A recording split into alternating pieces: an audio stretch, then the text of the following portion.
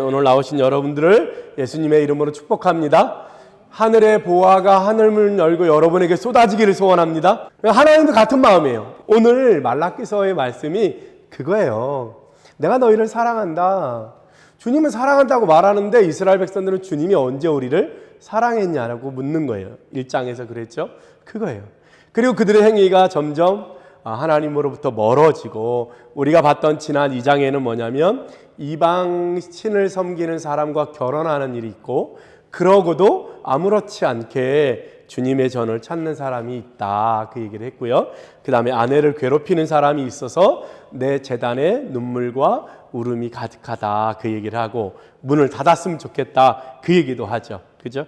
그래서 우리 2장에서 뭘 봤냐면 하나님이 어떤 모습이냐면 너와 너의 아내 사이에 하나님이 계시다, 그 얘기를 했어요. 그죠? 하나님과 레위 자손 사이에 하나님이 계셨다, 그 얘기를 했잖아요. 그죠? 그것처럼 하나님이 우리가 만나는 사람들 사이에 하나님이 계시고, 내가 일하는 직장에 내가 만나는 사람들 사이에 하나님이 계셔서 그 사이의 관계, 그 사이에 하나님으로 인한 우리가 해야 할 일들을 할 때 하나님이 축복하신다, 그 얘기를 했어요. 하나님과 집 사이에, 하나님과 사람 사이에, 나와 사람 사이에 하나님이 계시다, 그 얘기를 했습니다. 오늘은 2장 17절부터 봐야 돼요. 2장 17절부터 3장 15절까지가 한 단락이에요.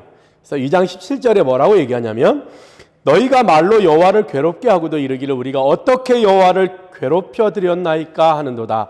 이는 너희가 말하기를 모든 악을 행하는 자는 여호와의 눈에 좋게 보이며 그에게 기쁨이 된다 하며, 또 말하기를 정의의 하나님이 어디 계시냐 함이니라.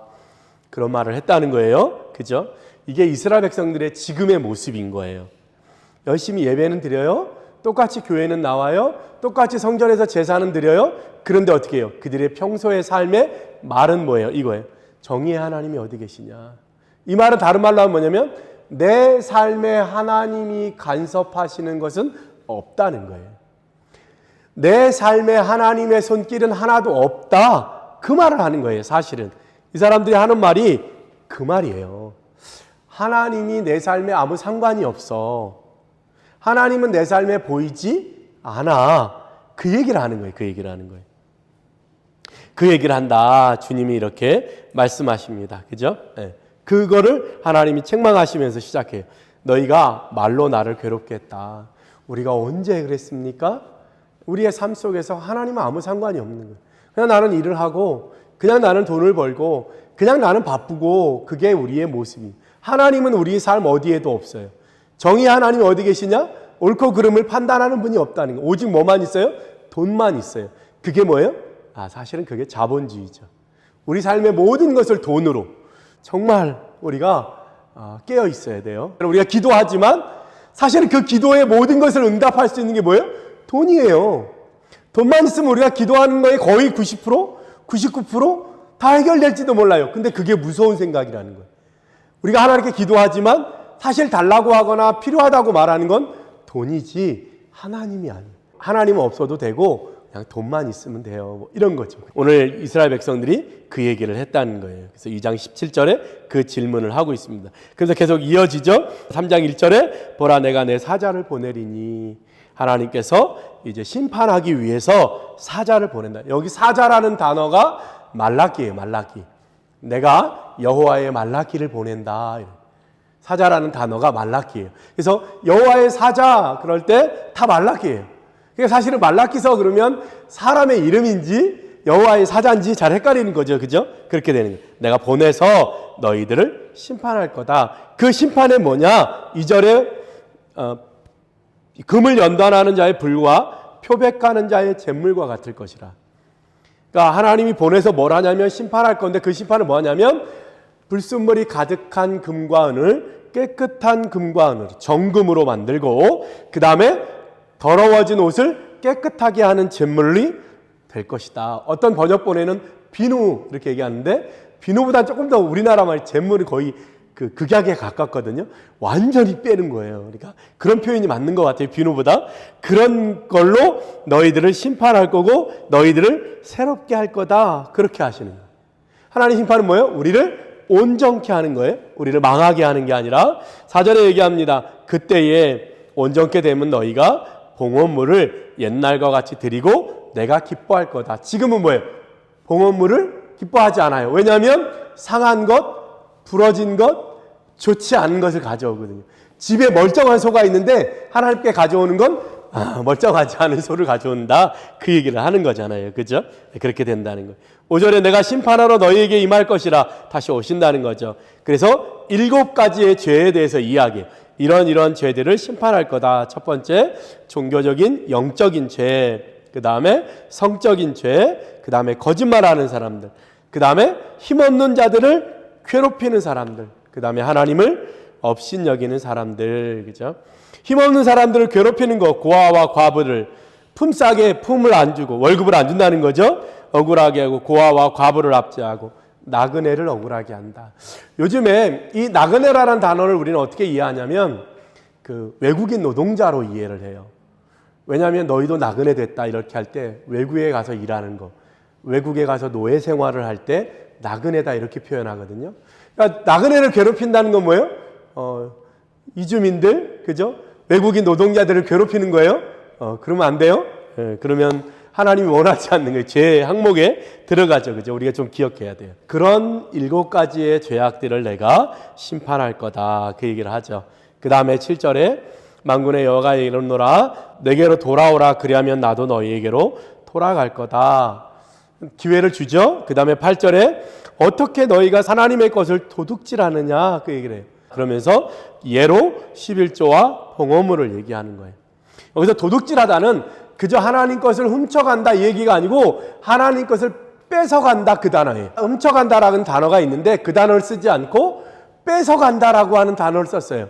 그러니까 우리가 11조와 봉헌물을 어떻게 했다는 거예요? 이스라엘 백성들이 뺏어갔다는 거예요. 뺏어갔다는 거예요. 근데 왜 이 얘기를 하냐면 이 11조와 봉헌물이 뭐 하는 거냐면 예배 드리기 위해 필요한 모든 것들을 갖추는 데 있어야 될 거예요. 그리고 또 하나는 뭐냐면 11조와 봉헌물로 가난한 자들과 약한 자들을 돕는 데 썼어요. 그러니까 다른 말로 하면 그 모든 것들을 하지 않는다는 거예요. 그러니까 첫 번째 뭐예요? 예배가 무너지겠죠. 그죠? 그 다음에 뭐예요? 가난하고 어려운 사람들의 고통의 소리가 더 크게 울리겠죠. 그죠? 그래서 11절에 얘기합니다. 내가 너희를 시험해봐라. 그죠? 10절에 너희가 나를 시험해봐라. 온전한 11절로. 그러면 내가 너희에게 하늘문을 열고 복이 쌓을 곳이 없도록 부어주겠다. 어떤 식으로 부어주냐? 11절에 메뚜기가 오지 못하게 하고 너희가 열심히 일한 건 다 그대로 100% 걷어들이게 해줄 거다. 그 얘기를 하죠. 그리고 이방 사람들이 너희를 보며 복받은 민족이다. 그런 얘기를 하게 될 거라는 거예요. 그 얘기를 하는 거죠. 그 다음에 13절에 얘기합니다. 악한 말로 나를 태적하였다. 어떻게 악한 말이었냐? 14절 하나님을 섬기는 것이 헛되니 여호와 앞에서 그 명령을 지키며 슬프게 행하는 것이 무엇이 유익하리요. 하나님을 열심히 따르고 하나님 열심히 믿는 건 아무 소용이 없어. 왜? 아무것도 달라지지 않잖아. 오히려 그저 15절에 있는 것처럼 오히려 악착같이 돈을 모으고 오히려 나쁜 짓을 해서 돈을 모으는 사람이 더 잘하는 거야. 교만한 자가 복 있다. 악을 행하는 자가 번성한다. 그죠? 하나님을 시험하는 자가 화를 면한다. 이런 얘기를 한다는 거예요. 대단하죠. 그죠? 근데 지금 우리도 그래요. 우리도 사실은. 그래서 간증할 때 조심해야 되는 게 뭐예요? 그거예요. 우리 애가 공부를 잘해서 서울대를 갔어요. 하나님의 은혜예요. 생각해 봐야 돼요. 열심히 일해가지고 막 악착같이 긁어모았더니 부자가 돼요. 그런데 그걸 모르는 사람들 어떻게 해요? 와, 저분은 어떻게 하나님 축복하셔서 부자가 됐지? 근데 알고 봤더니 뭐예요? 직원들 월급도 안 주고, 그죠? 그런 모습들 많은 거예요. 우리가 좀 돌아봐요. 진정한 복이 무언가? 진정한 부유함이 무엇인가? 진정한 행복이 무엇인가? 진정한 삶이 무엇인가? 돌아봐야 돼요. 사람이 오늘 먹고 내일 먹고 살기 위해서 산다면 그거는 사람이라고 하기가 사람만의 독특함이 없어요. 그죠? 다 마찬가지예요. 짐승들도 피조물들도 다 오늘 하루를 먹기 위해서 살잖아요. 사람 뭐예요? 그보다 더 나은 가치를 생각하니까. 그죠? 그러니까 사람인 거잖아요. 우리 기억해야 돼요. 세상은 점점 오늘 얘기하는 거예요. 지금 이 시대가 지금으로부터 2000년 전이지만 그랬어요. 야, 하나님이 어디 있어? 야, 봐봐. 저기 우리가 끌려갔던 그 바벨론 나라에 얼마나 잘 살아. 거기 하나님 안 믿는데 거기 사람들 얼마나 멋진 집 짓고 우리가 한 번도 보지 못한 음식과 한 번도 보지 못한 건물에서 정말 멋있게 살잖아. 근데 우리는 하나님 믿는 백성, 우리 이게 뭐야? 교회 예배당도 되게 허름하고 우리 옛날에 솔로몬 성전 생각해 봐봐. 지금 야, 이게 교회야? 야, 이런 데서 우리가 살아. 하나님 정말 계신 거야? 그때 그 얘기를 했다는 거예요. 하나님이 그 얘기를 들으신다는 거예요. 그리고 오늘 말라기에 얘기를 하는 거예요. 너희가 지금 이런 모습이다. 근데 이스라엘 백성들은 한 번도 자기들이 그렇게 생각해 본 적이 없어요.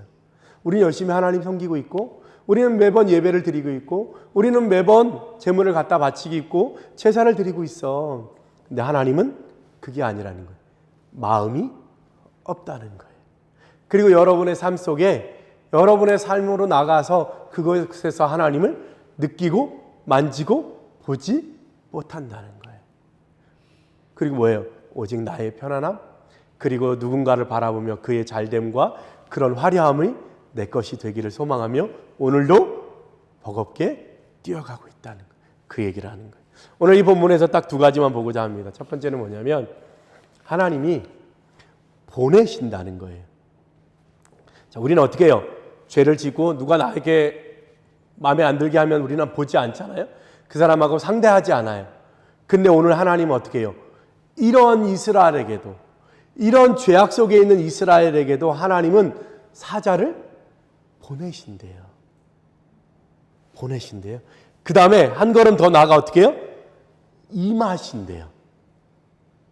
이게 하나님이에요. 3장 2절에는 나타나신대요. 3장 5절에는 심판하러 임하실 거래요. 3장 7절에는 하나님이 돌이키리라, 나도 돌아갈게, 이 얘기를 하시는 거예요. 하나님은 우리가 어떠하든, 우리가 어떠한 죄인이든지 하나님은 항상 우리에게 다가오신다는 거예요. 신기하죠? 나는 하나님을 잊어버리고 사는데 하나님은 우리를 향해서 다가오신대요. 임하신대요. 오셔서 이야기하신대요. 사실은 이게 성경의 전체 내용이에요. 하나님이 다가와. 바빠 죽겠는데 하나님이 다가와. 아파 죽겠는데 하나님이 다가와서 말씀하신. 나는 한 번도 하나님을 찾은 적이 없는데 하나님이 매일 우리에게 다가오시고 우리 집에 임하시고 내가 가는 곳에 함께 가는 거예요. 우리 하나님은 그런 하나님이에요. 다가오시고 임하시는 하나님. 그게 우리 하나님이에요. 세상에 그 어떤 신도 우리에게 다가오고 우리에게 임하시는 하나님은 없어요. 그냥 가만히 앉아서 니네들이 잘하고 있나? 니네들 마음에 안 들어? 번개치고 벌 내리고 그 어떤 신이 다가오는 신이 없어요. 그래서 출애굽기의 하나님은 무빙가시예요. 어떤 하나님? 움직이신 하나님.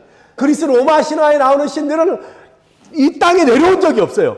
근데 하나님, 출애굽기의 하나님, 내가 너희의 고통의 소리를 듣고 내가 내려가서 너희를 붙들어서 너희를 애굽에서 꺼낼 거다는 거예요. 무빙가시예요. 하나님은 그런 하나님이에요. 세상 신들처럼 그냥 그러든지 말든지, 이번 생에 안 되면 다음 생에 환생해서 다시 해라, 이렇게 하지 않으세요. 오늘 여러분에게 다가오셔서 여러분과 씨름하는 분이 그 하나님이라는 거예요. 그래서 우리 하나님이 달라요.